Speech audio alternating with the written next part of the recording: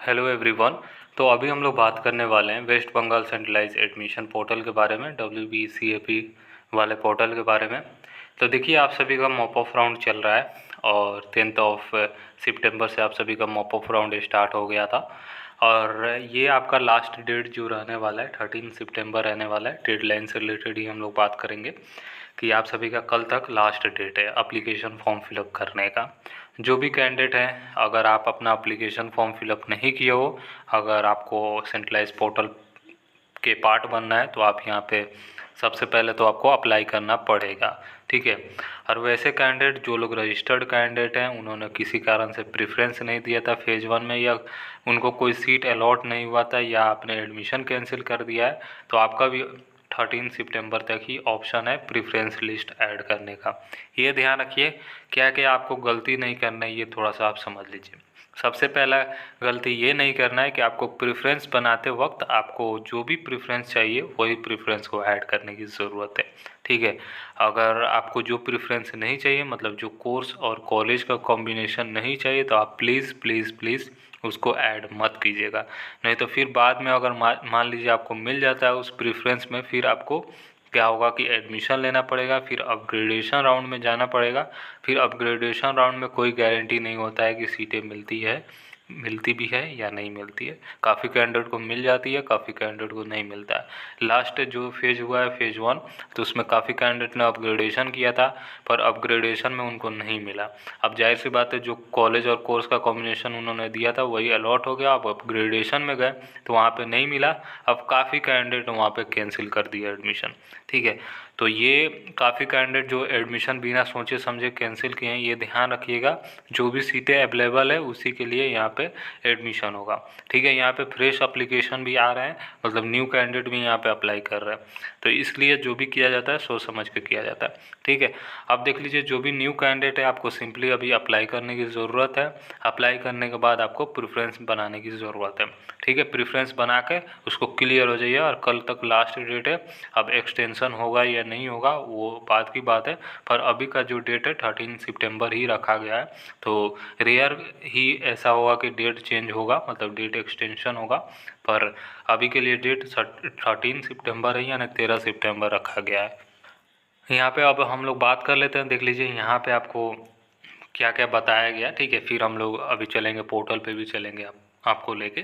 तो देखिए, यहाँ पे बोला ये जा रहा है कि जो भी कैंडिडेट है, अगर मॉप ऑफ राउंड फेज़ 2 में पार्टिसिपेट कर रहे हैं, तो देखिए कौन कौन से कैंडिडेट यहाँ पे एलिजिबल होंगे। हालांकि हमने प्रीवियस बात किया हुआ है, पर यहाँ पे देख लीजिए। देखिए, पहले वैसे कैंडिडेट जो फ्रेश अप्लीकेंट्स हैं, यानी जो लोग अभी तक सेंट्रलाइज के पार्ट नहीं थे, तो आप अप्लाई कर सकते हो। फ्रेश अप्लीकेशन कीजिए, जो भी आपसे डिटेल मांगा जाए उस डिटेल को अच्छे से फिलअप कीजिए। जो भी आपका एकेडमिक डिटेल मांगा जाए, क्लास 12 का मार्क्स वगैरह मांगा जाए, सही सही फिलअप कीजिएगा, गलती नहीं कीजिएगा। क्योंकि बाद में आपका फिजिकल वेरिफिकेशन भी होना है कॉलेज वाइज, जो भी कॉलेज में आपका अलॉटमेंट होगा। तो ध्यान से जो भी डॉक्यूमेंट है उसको अपलोड कीजिए, जो भी डिटेल मांगा जाए उसको अच्छे से फिलअप कीजिए। और फिर उसके बाद जैसे ही आपका 100% प्रोफाइल कंप्लीट हो जाएगा, उसके बाद आप अपना प्रेफरेंस को ऐड कर लीजिए। प्रेफरेंस कितना ऐड करना है वो आपके ऊपर है। 25 प्रेफरेंस मैक्सिमम ऐड करने का यहाँ पे ऑप्शन दिया जाएगा, पर आपके ऊपर है 1 ऐड करो या 5 ऐड करो या 10 ऐड करो, टोटली आपके ऊपर है। तो जो भी कोर्सेज और कॉलेज का कॉम्बिनेशन चाहिए उसी को आप ऐड कीजिएगा।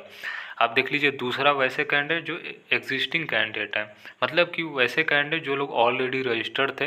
अब यहाँ पे बोला जा रहा है we are not allotted any seat in phase 1। वैसे कैंडिडेट जो ऑलरेडी रजिस्टर्ड है, और उनको कोई सीट नहीं मिला था फेज़ 1 में, जैसे कि उनका जो अलॉटमेंट हुआ उसमें कोई कॉलेज और कोर्स का कॉम्बिनेशन नहीं मिला उनके प्रेफरेंस के हिसाब से, तो वो कैंडिडेट एलिजिबल हो जाएंगे। दूसरे वैसे कैंडिडेट बी में यहाँ पर बोला जा रहा है cancelled their admission in phase 1, यानी फेज़ 1 में उनको एडमिशन मिला, फिर अपग्रेडेशन में गए, फिर उन्होंने क्या किया कि उनको नहीं चाहिए था वो कॉलेज या कोर्स, तो उन्होंने कैंसिल कर दिया। अब जो भी आपका XYZ रीज़न हो, तो आप भी यहाँ पे एलिजिबल हो जाओगे। वही सिंपल सा है कि आपको प्रेफरेंस बना लेना है, ठीक है। ध्यान से आपको बना लीजिएगा प्रेफरेंस। फिर सी में बोला जा रहा है did not take admission after seat allotment in phase 1। वैसे कैंडिडेट थे जिनको फेज़ 1 में सीट अलॉटमेंट हो गया पर उन्होंने फ़ीस पेमेंट नहीं किया यानी एडमिशन नहीं लिया, वो भी यहाँ पे एलिजिबल हो जाएंगे अप्लाई करने के लिए। लास्ट डेट आपका 13 सितंबर यानी 13 सितंबर रखा गया। अब आप सभी जो भी कैंडिडेट इस डेट में अप्लाई किए रहेंगे, आप सभी का जो अलॉटमेंट होगा 16 सितंबर यानी 16 सितंबर आफ्टर 4 PM पे आपका अलॉटमेंट होगा यानी मेरिट लिस्ट आएगा। ठीक है, अब हम लोग चलते हैं पोर्टल पे, वहाँ पे चल के कुछ और चीज़ों पे डिस्कशन कर लेते हैं। ठीक है, तो देखिए फ़िलहाल अभी हम लोग आ चुके हैं वेबसाइट पे wbcap.in पे। आपको सिंपली लॉगिन हो जाना है। जो लोग न्यू कैंडिडेट हैं, आप लोग रजिस्ट्रेशन कर दिए होंगे, तो देखिए आपको सिंपली यहाँ पे आना है और यहाँ पे आने के बाद आपको सिंपली देख लेना है प्रेफरेंस पे। तो आपने प्रेफरेंस होपफुली ऐड कर दिए होंगे, अगर जो लोग नहीं किए तो आप अपना प्रेफरेंस को ऐड कर लीजिए। यहाँ पे हमने ऑलरेडी बात किया कैसे आप प्रेफरेंस बना सकते हो, सिंपल सा है। यहाँ पे आपको ऐड करने का, यहाँ पे तो सेव करने का ऑप्शन आ रहा है, इससे ऊपर मैं दिखा देता हूँ। हाँ, तो देख लीजिए यहाँ पे सर्च कोर्सेस एंड इंस्टीट्यूशन, यहीं पे आपको सिंपली क्लिक करके आपको देख लेना है। ठीक है, और यहीं से आप प्रेफरेंस को ऐड करोगे तो देख लीजिएगा प्रेफरेंस आपका कौन कौन सा प्रेफरेंस आपने बनाया है, उसको सही से सही ऑर्डर में आप उसको रख लीजिएगा। देख लीजिए माय प्रेफरेंस है, ये मैं जिस कैंडिडेट का ओपन किया हूँ इन्होंने 3 प्रेफरेंस को ऐड किया है अभी तक। ठीक है, मैक्सिमम 25 आप ऐड कर सकते हो, आपके ऊपर है। आप 1 ऐड करो या 5 ऐड करो या 10 ऐड करो, आपके ऊपर डिपेंड करता है। अब यहाँ पे इनका जो पहला प्रेफरेंस है गोयनका कॉलेज है मॉर्निंग, दूसरा प्रेफरेंस है डे है गोयनका कॉलेज का, तीसरा यहाँ पे आशुतोष कॉलेज है BBA। ठीक है, अब देख लीजिए जैसे ही आप प्रेफरेंस बना लीजिएगा तो आप यहाँ पे सेव कर लीजिएगा। ठीक है, अगर मान लीजिए आपको क्या करना है, अगर ये प्रेफरेंस को चेंज करना है तो सिंपली आपको क्या करना है, व्यू ऑल पे क्लिक कर लेना है।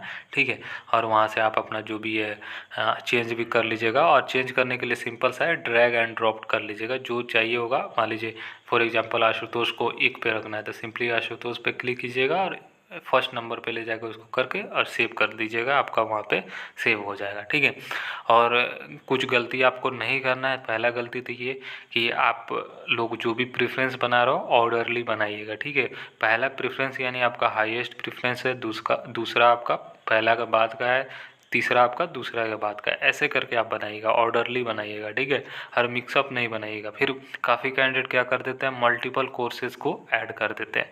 तो आपको अगर मल्टीपल कोर्सेज में जाना है, जैसे मान लीजिए काफ़ी कैंडिडेट BCom ऑनर्स के लिए जाते हैं, फिर कुछ कैंडिडेट क्या कर देते हैं BA का आर्ट्स का कोर्सेज ऐड कर देते हैं। तो देख लीजिएगा जो कोर्सेज आपको चाहिए होगा वही कोर्सेज को आप ऐड कीजिएगा। ठीक है, जो कोर्सेज नहीं चाहिए होगा मत ऐड कीजिएगा। मैं ये नहीं कर रहा हूँ आप ऐड ही मत कीजिए, जो चाहिए होगा उसी को ऐड कीजिएगा। ठीक है, ध्यानपूर्वक आप प्रेफरेंस को बनाइएगा।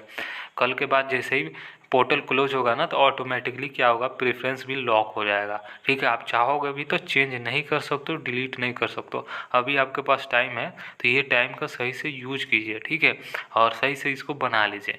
तो यही है, बाकी आप अपना देख लीजिए, अच्छे से समझ लीजिए जो भी करना है, बाकी आपके ऊपर डिसीजन है। मैं बस आप सभी को समझा रहा हूँ।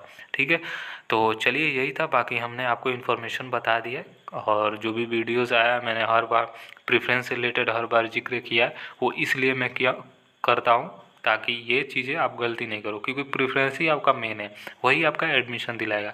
आप फॉर्म अप्लाई कर दिए, आप प्रेफरेंस ऐड नहीं किए तो नहीं हो पाएगा। एक कैंडिडेट ने क्या किए थे पिछले फेज़ 1 में, उन्होंने फॉर्म अप्लाई कर दिया, उनको लगा एडमिशन हो जाएगा, पर प्रेफरेंस उन्होंने ऐड ही नहीं किया।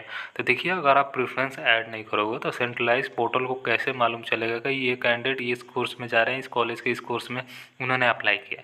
ठीक है, अब काफ़ी कैंडिडेट प्रेफरेंस भी बना दिए, उनको अलॉटमेंट नहीं हुआ। तो देखिए वो अलॉटमेंट कैसे होता है कि जो मेरिट रहेगा, फॉर एग्जांपल यहाँ पे देखिए मैं आपको दिखा रहा हूँ, आशुतोष कॉलेज यहाँ पे दिख रहा है, टोटल सीट यहाँ पे अभी 66 अवेलेबल है, टोटल अप्लाइड 847 यहाँ पे अप्लाई हुआ है अभी।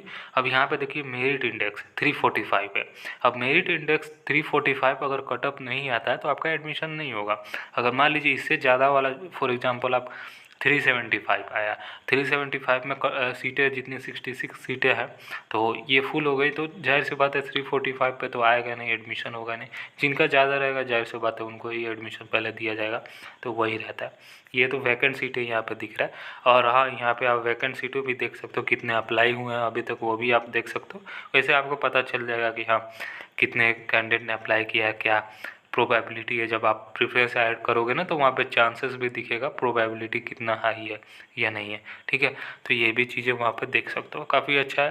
प्रेफरेंस वाला वीडियो में भी देखिएगा, इससे पहले वाला वीडियो हमने बनाया, प्लेलिस्ट के सेक्शन में जाके देखिएगा नीचे, इसके पहले वाला जस्ट वीडियो में हमने बताया भी है काफ़ी डिटेल में, ठीक है।